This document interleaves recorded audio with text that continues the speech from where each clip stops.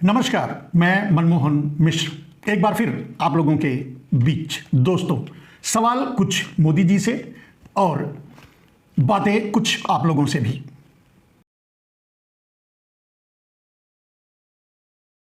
मुद्दा है बिहार में सीधे की जा रही ठगी के बारे में, और वो भी 50 लाख करोड़ की ठगी बिहार में की जा रही है वर्तमान समय में चुनाव के चलते।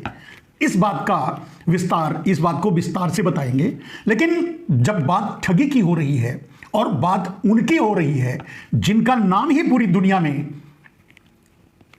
ठग्स ऑफ गुजरात का एक और धमाकेदार कारनामा आप लोगों के सामने रखेंगे। मेरे दोस्त, वैसे भी पता ही है आप लोगों को, मैंने आज के टैगलाइन में यही लिखा है कि माना कि हर गुजराती ठग नहीं होता, यह सच है, लेकिन जो ठग है देश से लेकर दुनिया में, ज्यादातर उसमें से गुजराती ही हैं।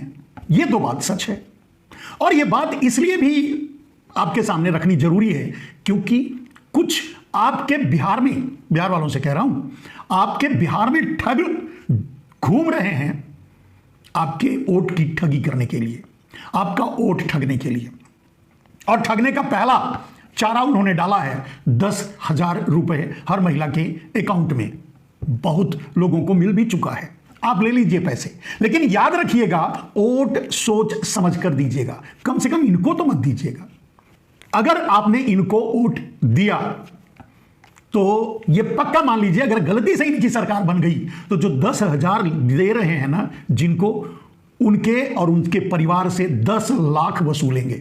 अब सोचिए आप 10 लाख कहां से ला कर देंगे? शायद आपका जमीन जायदाद जो भी होगा आपके पास बचा कुचा वो भी बिक जाएगा, और शायद वो भी ना हो, आपकी चमड़ी निकोल लेंगे, आपकी किडनी ले लेंगे, आपका मतलब क्या कर सकते हैं ये आपसे। वो 10 लाख वसूलने के लिए, 10,000 वसूलने के लिए, 10,000 का 10 लाख लेने के लिए, इसका आप अंदाजा भी नहीं लगा सकते। और बात जब 50 लाख करोड़ की है तो सोचिए 20 साल से 50 लाख करोड़ ये बिहार में घोटाला कर रहे हैं, माने खर्च कर रहे हैं, कह रहे हैं खर्च कर रहे हैं, और जब नहीं कर रहे हैं तो घोटाला कर रहे हैं। तो 50 लाख करोड़ हर साल आपके प्रधानमंत्री, आपके डबल इंजन की सरकार, आपकी एनडीए, आपका बीजेपी, जेडीयू, अगर इन लोगों ने 50 लाख करोड़ हर साल लगाया तो सोचिए कितना हो गया 20 साल में। खैर, अब ये गिनती गिनते रहिएगा, अंदाजा लगाते रहिएगा, इनके ठगे के बारे में सोचते रहिएगा, लेकिन सावधान रहिएगा। 10,000 ये देकर के आपको फंसाना चाहते हैं, ये वो चारा है जिसे आप निगलेंगे, उसमें कांटे हैं, उसमें आप फंस जाएंगे। और अगर फंस गए, अगर वोट इनको दे दिया तो वसूली के लिए भी तैयार रहिएगा। 10 लाख आपसे वसूले जाएंगे, ये पक्का जानकर चलिए। और इन 15-20 सालों में इनकी ठगी के बारे में, इनके कर्मों के बारे में आपको पता चल ही चुका होगा। अब आते हैं उस बात पर, अंतरराष्ट्रीय डंका बजा देने वाला अंतरराष्ट्रीय ठगी के बारे में आपको एक जानकारी देना चाहते हैं। और इसीलिए मैंने कहा कि इन ठगों से सावधान रहिएगा, और इसीलिए मैंने कहा कि ये माना कि ये मैंने एक लाइन बोली, माना कि हर गुजराती ठग नहीं होता, ये सच है, लेकिन ये भी सच है कि जो ठग है वो गुजराती है। क्यों भाई? और उसके बाद भी आप, खैर ये बात अधूरी छोड़ देते हैं। अब अगर हर की बात सोचेंगे तो आपको नाम गिनाए तो हम थक जाएंगे, आप सुनते सुनते आपके कान पक जाएंगे। अगर बहुत ज्यादा पीछे नहीं जाते, इतिहास को भी नहीं खंगालते, हर्षद मेहता तक तो आपको याद ही होगा। जितने लोग होंगे वो हर्षद मेहता तक जरूर होंगे। एक पीढ़ी, नई पीढ़ी भले न जानती हो, सुना जरूर होगा। हर्षद मेहता, केतन पारेख, नीरव मोदी, ललित मोदी, जितिन मेहता, कुछ नाम देखकर भी बता रहा हूं, क्षमा कीजिएगा, ऋषि अग्रवाल, ललित मोदी, ऐसे नाम सुनते जाइए। टास्क फ्रॉड इन्होंने किया, रुपेश ठक्कर, पंकज ओड, मेरे दोस्त।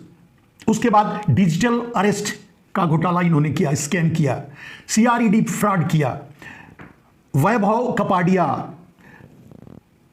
इनलीगल कॉल सेंटर चलाना, नकली अदालत लगाना, नकली टोल्स लगाना, और आपको पता होगा प्रधानमंत्री कार्यालय को ही ठग देना, प्रधानमंत्री कार्यालय का सेक्रेटरी बन करके पूरे जम्मू कश्मीर को ठगना और उस वहां घूमना, पूरे सिस्टम को धत्ता बता देना। एक से एक समय समय पर इनके कारनामे आपके सामने आते रहे हैं, आप चौंकते रहे हैं, और जितने हैं ये सब इनके ही भाई बंद हैं। मैंने कहा कि हर ठग गुजराती जरूर होता है, और ये चर्चा ठगों की, ठग्स ऑफ गुजरात की क्यों कर रहा हूं मेरे दोस्त, आपने देखा ही होगा नकली पुलिस से लेकर के, आपने नाम सुना होगा सतीश कुंबानी, गोल्ड स्कैम, श्वेता पाटिल मेरे ख्याल से अमेरिका में ठगी किया था, इमिग्रेशन फ्रॉड, और आपको पता ही है डांकी बनकर ये पूरे दुनिया में घूम रहे हैं बेचारे। वो तो खैर मजबूरी, मतलब वो ठगों की कैटेगरी में नहीं आते, लेकिन उनको यहां कुछ नहीं मिल रहा है नौकरी, तो दूसरे देशों में डॉन्की बनकर जा रहे हैं, उनका कोई दोष नहीं है। लेकिन आज मेरे दोस्त जो बात आप लोगों के सामने रखना चाहता हूं, जिस ठगी के बारे में मुझे सुनकर आश्चर्य हुआ, मेरे पैरों तले जमीन खिसक गई, आपके भी खिसकेगी अगर सुनेंगे तो। बंकिम ब्रह्मानंद भट्ट, बंकिम ब्रह्मानंद भट्ट या ब्रह्म भट्ट, ऐसा कह सकते, बंकिम ब्रह्म भट्ट नाम का एक गुजराती भाई अमेरिका जाकर के और धमाल मचा दिया। वहां भी एक ऐसी कंपनी को ठगा जो मैं अगर मुझसे पूछो तो वो दुनिया की सबसे बड़ी ठग कंपनी है, क्योंकि उसके पास पैसा है, यानी ठगी से ही आए होंगे। ब्लैक रॉक की बात कर रहा हूं। तो बंकिम ब्रह्मानंद भट्ट, ब्रह्म भट्ट, बंकिम ब्रह्म भट्ट अमेरिका के ब्लैक रॉक को भी चूना लगा दिया, ठग दिया। और आप अंदाजा नहीं लगा सकते मेरे दोस्त कितना बड़ा स्कैम किया। मैंने लिखा था कहीं कि कितना बड़ा स्कैम किया, वो कहीं दिखेगा तो मैं आपको बताऊंगा। 44,000 करोड़ रुपया, 4,04,000 करोड़ रुपया, आप अंदाजा लगाइए, 44,000 करोड़ रुपए का की ठगी ब्लैक रॉक जैसी ऑर्गेनाइजेशन को, जो दुनिया को अपनी उंगली में रखती है, अपनी मुट्ठी पे रखती, मुट्ठी में रखती है, उंगली पे रखती है, मुट्ठी पे रखती है, उसको ठग दिया। मान गए होंगे, मानना भी चाहिए, पूरी दुनिया मान चुकी है किसी गुजराती के ठगे जाने पर, और ठग्स ऑफ गुजरात के एक मेंबर की इतनी बड़ी कारस्तानी पर, तो वो भी मान गए, पूरी दुनिया भी मान गई कि हां ठग्स ऑफ गुजरात कुछ है वो। और मैंने आपको नाम गिनाया, भारत में तो मैं समझता हूं ज्यादातर वही ठगे भी हैं, ठग के सरकारी सहायता से यहां भी ऐश कर रहे हैं, और ठग करके सरकार की सहायता से दुनिया में भी ऐश कर रहे हैं, दुनिया के दूसरे देशों में भी बसे हुए हैं। और कुछ तो ठग करके आपको, जैसे अडानी अंबानी, ठग करके आपको आपकी छाती पर बैठ करके मूंग दल रहे हैं। चौंक गए आप, आश्चर्य भी हुआ होगा, मुझे भी आश्चर्य हुआ जानकर और यह सुनकर कि ये इनका ठगी का डंका, अब चलिए भारत का डंका बजे ना बजे, भारत विश्वगुरु बने या ना बने, लेकिन ठगी में तो ये विश्वगुरु बन चुके हैं। और विश्वगुरु में भारत को छोड़ दीजिए, अलग से गुजरात को, गुजरात के ठग्स विश्वगुरु तो बन ही चुके हैं ठगी के मामले में, दुनिया में भी और देश में भी।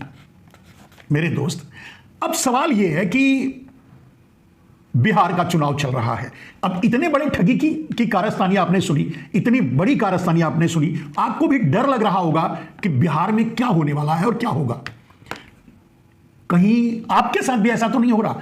और इसीलिए मैंने यह सारी घटना को जोड़ा, इसकी कड़ी को इसलिए जोड़ा क्योंकि आपके साथ 50 लाख करोड़ की ठगी होने वाली है। यानी ठगी का मतलब यह है कि या तो आपसे लेकर दिया नहीं, या तो आपको देने का वादा करके दिया नहीं, दोनों ठगी होता है। और वैसे आपके मोदी जी, प्रधानमंत्री जी, एक बार बोली लगाए थे पूरे बिहार की, याद होगा, पता नहीं 1.25 लाख करोड़ तक, 1.5 लाख करोड़ तक चले गए थे बोली लगाते लगाते, 1.5 रुपया खर्च किया कि नहीं किया पता नहीं। ठगी इन 20 सालों में कम से कम 4 चुनाव तो हो ही गए होंगे, और इन चारों चुनावों में आपको ठगने के लिए इसी तरह से सगुफे छोड़े ही गए होंगे। तो अब इस नए सगुफे को जिस एनडीए ने, भारतीय जनता पार्टी ने, मोदी ने 1 सेकंड भी अपने घोषणा पत्र को नहीं दिया, और शायद इसीलिए नहीं दिया कि ये 50 लाख करोड़ का सवाल उनके सामने आ सकता है, इसीलिए नहीं दिया, किसी ने बात नहीं किया। एक पहले से ही उसी लाइन के, वो तो कातिल भी हैं, फ्रॉड भी हैं, उसी लाइन के सिरमौर को बिठा दिया आपका जवाब देने के लिए, प्रेस कॉन्फ्रेंस का जवाब देने के लिए सम्राट को बिठा दिया। अब आप समझ गए होंगे, सम्राट ने भी पढ़ करके सुनाया और अक्षर से वही बात पढ़ भी दी जो लिखा था, और लिखा था इनके घोषणा पत्र में कि 50 लाख करोड़ इन्वेस्ट किया जाएगा बिहार में अगले 5 साल में। अब अगर पत्रकार होते तो पूछते, भाई 50 लाख करोड़ अगर अगले 5 साल में आप खर्च करने वाले हो तो पिछले 20 सालों में इसी तरह से अगर 50 नहीं 40 लाख करोड़ ही खर्च किए होंगे तो कितना हो गया, और वो गया कहां खर्च हुआ। बिहार तो आज भी गरीब है, गरीबी रेखा के सबसे निचले पायदान पे है। मैं समझता हूं भारत का सबसे गरीब राज्य बिहार है। और सिर्फ यही नहीं, बिहार के लोग इतने प्रखर होते हुए, इतने बुद्धिमान होते हुए, इतने समझदार होते हुए, इतने तेज तर्रार होते हुए, इतने मेहनती होते हुए दुनिया बना रहे हैं, दुनिया सजा रहे हैं। भाई हम तमिलनाडु में रहते हैं, हम देखते हैं, या हमारे ही ऑर्गेनाइजेशन की बात करें तो सिर्फ और सिर्फ बिहार के लोग ही हैं जो थाम रखा है। लेबर वर्क उन्हीं के कंधों पर है। अब इस बात के लिए हम गर्व करते हैं कि बिहार के लोग हमारे यहां काम कर रहे हैं और उनके बल पर हम कुछ 2 पैसे कमा रहे हैं, यह गर्व कर सकते हैं। लेकिन शर्म इस बात की है कि आखिर सिर्फ बिहारी ही क्यों, आखिर सिर्फ बिहार के लोग ही क्यों मजदूर बनाए गए हैं, मजदूर बने ठहर रहे हैं बेचारे। उत्तर से दक्षिण तक, पूरब से पश्चिम तक, जहां भी देखो, जिस देश में भी देखो, जिस देश छोड़ देश में भी, दूसरे देश में भी गए हैं, प्रदेश जिस प्रदेश में भी देखो, सब जगह अगर लेबर का काम कर रहा है कोई तो बिहारी है। बड़े काम भी कर रहे हैं, मालिक हैं, ट्रांसपोर्टर हैं, वैज्ञानिक हैं, बहुत कुछ कर रहे हैं। और बिहार ने बड़े बड़े नेता, बड़े बड़े प्रणेता, बड़े बड़े क्रांतिकारी, भारत को आजाद कराने की मुहिम में शामिल ऐसी विभूतियों का नाम हम ले भी नहीं पाएंगे, और आपके पास उतना समय भी नहीं होगा सुनने के लिए, लेकिन ये तो सच है। और उस बिहार को कम से कम इन 20 सालों में, और कम से कम 15 सालों से नरेंद्र मोदी जब से प्रधानमंत्री बने हैं, हम समझते हैं फैक्ट्री बना दी है मजदूरों की। ठीक है, अब आपसे कहते हैं कि फैक्ट्री लगाएंगे, निवेश करेंगे 50 लाख करोड़ का, हवाई जहाज बनाएंगे बिहार में। अब इसकी कल्पना भी अगर कभी आप कर सकते हैं तो गुजरात के लिए तो कर भी सकते हैं। चलो कभी सोचे नरेंद्र मोदी अगर कुछ बनाने का। वैसे तो सुई से लेकर के जहाज तक सब कुछ चीन से खरीद रहे हैं, एफएमसीजी मार्केट तो उनके ही हवाले कर दिया। बड़ी चीजें खरीदने के लिए, लीज पर लेने के लिए जर्मन या दूसरे देशों की मुंह देख रहे हैं। यहां तो कुछ नहीं बन रहा है भाई, सुई भी चीन से बन के आ रहा है। अब वहां हवाई जहाज बनाने की बात करते हैं मोदी, और वो भी बिहार में, जिसको मजदूरों की फैक्ट्री बना के रखा है अपने गुजरात के लिए। आपको भरोसा है कहीं ये भी वही बंकिम ब्रह्म भट्ट वाली ठगी तो नहीं है? उसने भी इसी तरह से ब्लैक रॉक को लालच दे करके या नकली डेटा बता करके, नकली बिल्स क्रिएट करके, नकली कंपनी क्रिएट करके, सब कुछ नकली अंपायर खड़ा करके और पैसे ले लिया और पैसे गायब कर दिया। पैसे उसी तरह से जैसे अडानी चोरी करते हैं। जैसे अडानी के लिए पैसा जाता है पहले विदेश में, या विदेशों से जहां ब्लैक मनी रखा हुआ है वहां से जाता है उन 80 से अधिक देशों में जहां डबल टैक्सेशन ट्रीटी भारत से है, और वहां से इंटर करवाते हैं उस पैसे को शेयर मार्केट में, अडानी की कंपनियों में। इस तरह से अडानी को पैसे दिए जाते हैं। ठगी के और भी कारनामे आपको पता ही होगा। कुछ दिन पहले ही आपने सुना कि 32,000 करोड़ रुपया LIC का और दूसरी गवर्नमेंट ऑर्गेनाइजेशंस का अडानी को दिलवा दिया। जब अडानी डूब रहे थे, जब अडानी के ऊपर बड़े से बड़े आरोप लग रहे थे। हालांकि भारत में तो नरेंद्र मोदी ने बचा ही लिया, क्योंकि सेबी में भी तो, खैर, कहने का अर्थ यह है कि जिसके कर्णधार, जिसके सारथी या जिसके चौकीदार आपका प्रधानमंत्री हो, उसका कोई क्या बिगाड़ सकता है? वो चाहे तो पूरा देश बेच सकता है, और बेचने के लिए बचा क्या है? वैसे उनका डायलॉग था, देश नहीं झुकने दूंगा, देश नहीं बिकने दूंगा, लेकिन कुछ भी नहीं छोड़ा। रेल, रोड, सीमेंट, कोयला, बिजली, पानी, खाद, बीज, पोर्ट, एयरपोर्ट, कुछ नहीं बचा है भारत में जिसे मोदी ने अडानी को बेच नहीं दिया हो। तो बेचने के लिए बचा क्या है? भारत तो वैसे ही, भारत को बेचकर वैसे ही नरेंद्र मोदी ने कंगाल कर दिया। ऊपर से जो पहले कर्ज था 55 लाख करोड़, बट 250 लाख 255 लाख करोड़ के ऊपर कर्जा पहुंचा दिया भारत के ऊपर। क्या कमाल का! और पैसा गया कहां, आप समझ लो मेरे दोस्त। राजनीतिक सिस्टम को खरीदने के लिए, मीडिया को खरीदने के लिए, ब्यूरोक्रेसी को खरीदने के लिए, जुडिशरी को खरीदने के लिए, संसद को खरीदने के लिए, सांसद को खरीदने के लिए, विधायक को खरीदने के लिए, हर आदमी को खरीद करके नरेंद्र मोदी ने अपनी मुट्ठी और झोली और जेब में डाल लिया।